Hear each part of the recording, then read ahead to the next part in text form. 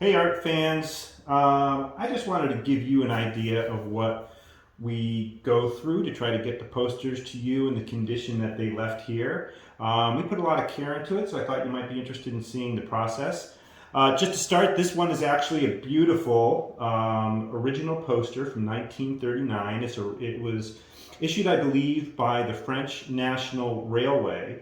It's stone lithograph, and it's highlighting an area in eastern France that's known for its spas and hot springs, and that's actually what this graphic right here is. So absolutely beautiful, in really good condition, considering this is from 1939 especially, and we want to make sure it stays that way. So the first thing that we do is make sure that we're going to wrap this poster, and when we roll it up, we're going to roll it up in a tube, and we're going to put it in a piece of paper that's larger than the poster itself. And that is critical, because ultimately, if there's damage that happens as the poster is packed or during shipping, we want to make sure it happens to these edges and not these edges, okay?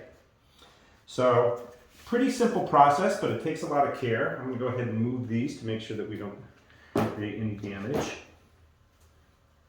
Ultimately, what we want to do is have the poster have a little bit of room at the end so we can overwrap it, and then we're going to be able to put it in a tube safely.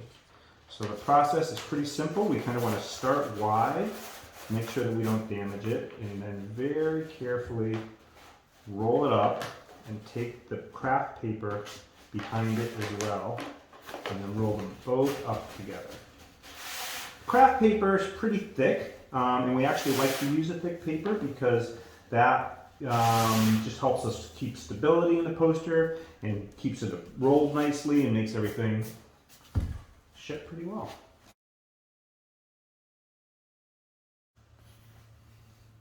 Okay, so we stepped away for a second and just got everything ready to ship. We weighed it, we measured the tube, we put it into our order fulfillment system, and now it's all set to go.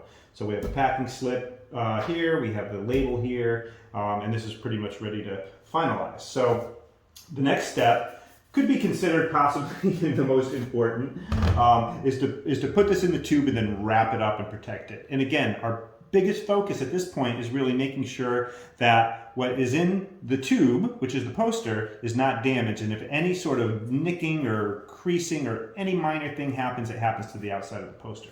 Now in this case, we're going to have, there's enough distance between the tube and the poster, so we can actually get a nice flat surface for this bubble wrap to sit against. But if that wasn't the case, we might snip it a little bit and create a surface for it to sit on, just to protect it a little bit more.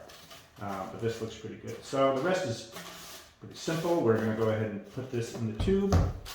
We're going to wrap some bubble wrap and kind of feel for how much room we have on each side.